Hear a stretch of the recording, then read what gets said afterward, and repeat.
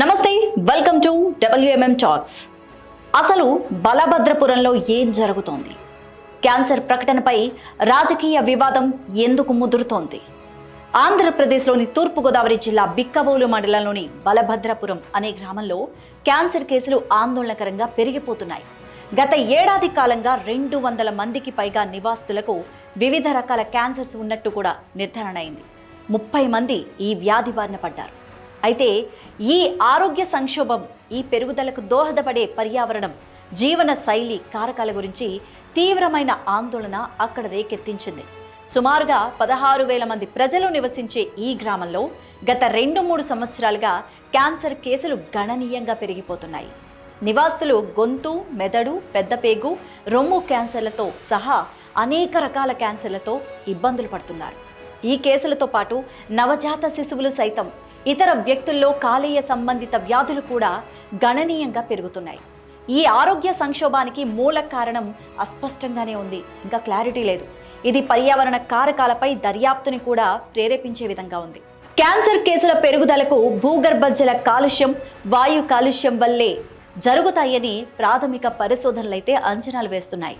Grasim factory వంటి పారిశ్రామిక సౌకర్యాలకు బలభద్రపురం దగ్గరగా ఉండటం వల్లే ఈ కార్యకలాపాల నుంచి వచ్చే కాలుష్య కారకాలు నీటి నాణ్యత, గాలి స్వచ్ఛతను ప్రభావితం చేస్తున్నాయి అనే అనుమానాలు కూడా వ్యక్తమవుతున్నాయి చాలా మందిలో. రాజమండ్రిలోని ప్రయోగశాలల్లో పరీక్షల కోసం అధికారులు గ్రామంలోని 25 ప్రదేశాల నుంచి నీటి నమూనాలను కూడా సేకరించారు. 2 రోజుల్లో ఫలితాలు వెలువడే అవకాశం కూడా ఉందని చెప్తున్నారు.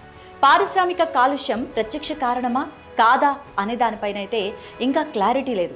అయితే అక్కడ స్థానిక ఎమ్మెల్యే నల్లమిల్లి రామకృష్ణారెడ్డి శాసనసభలో ఈ సమస్యని లేవనెత్తడంతో అక్కడ ఈ సమస్య ప్రధానంగా అందరినీ దృష్టిని ఆకర్షించింది. ప్రజల నిరసనల తర్వాత అధికారులు అంతా కలిసి ఈ సంక్షోభాన్ని, ఈ సమస్యని పరిష్కరించడానికి కొన్ని వనరులనైతే సృష్టించే ప్రయత్నాలు చేస్తున్నారు. మార్చి 22న తూర్పుగోదావరి జిల్లా కలెక్టర్ ప్రశాంతి ఇంటింటికి వెళ్లి సర్వేలు చేయించారు. స్క్రీనింగ్స్ కూడా నిర్వహించడానికి వైద్యులని, క్యాన్సర్ నిపుణులతో కూడిన 31 బృందాలని కూడా నియమించడం జరిగింది. అయితే ఈ బృందాలు కుటుంబ వైద్యం చరిత్రలు, ఆహారపు అలవాట్లు, జీవనశైలి కారకాలపైన పూర్తి సమాచారాన్ని అంతా కూడా ప్రజల నుంచి సేకరించే పనిలో ఉన్నాయి. ఇక స్క్రీనింగ్ ప్రయత్నాలు కూడా ముమ్మరం చేశాయి. అనుమానిత క్యాన్సర్ రోగులు రోగ నిర్ధారించడానికి వివరణాత్మకంగా ఈ స్క్రీనింగ్ పరీక్షలన్నీ కూడా ప్రజలందరికీ చేయించాల్సిన అవసరం ఎంతైనా ఉందని వైద్యులు కూడా చెప్తున్నారు. ముఖ్యంగా నీటి పరీక్ష, RWS అధికారుల పర్యవేక్షణలో వివిధ ప్రదేశాల నుంచి నీటి నమూనాలు కాలుష్యం కోసం విశ్లేషిస్తున్నారు. క్యాన్సర్ కేసుల పెరుగుదల సమాజ దైనందిన జీవితాన్ని తీవ్రంగా ప్రభావితం చేసే అవకాశం ఉంది. ఒకప్పుడు పచ్చని పొలాలు, వ్యవసాయ శ్రేయస్సుకు ప్రసిద్ధి చెందిన బలభద్రపురం ఇప్పుడు పెరుగుతున్న ఆరోగ్య సంక్షోభం కారణంగా భయం గుప్పెట్లో ఉంది. అనిశ్చితి నెలకొంది ఆ గ్రామంలో. ప్రియమైన వారి నష్టాన్ని తట్టుకునే క్రమంలో కుటుంబాలు కూడా వైద్య ఖర్చుల కోసం మానసిక క్షోభతో ఎన్నో ఇబ్బందులు పడుతున్నారు. మరి ఈ పారిశ్రామిక కాలుష్యం దోహదపడే అంశం కాదా అని నిర్ధారించడానికి కూడా అధికారులు నీటి నమూనాలను విశ్లేషించడానికి, ఆ ఫలితాల కోసం ఎదురు చూస్తున్నారు. గత 2 రోజుల్లో ఈ నమూనాలు కూడా ఇవ్వడం జరిగింది. అయితే గ్రామస్తులకు అవగాహన కల్పించడానికి కూడా ప్రచారాలు కూడా ముమ్మరం చేశారు.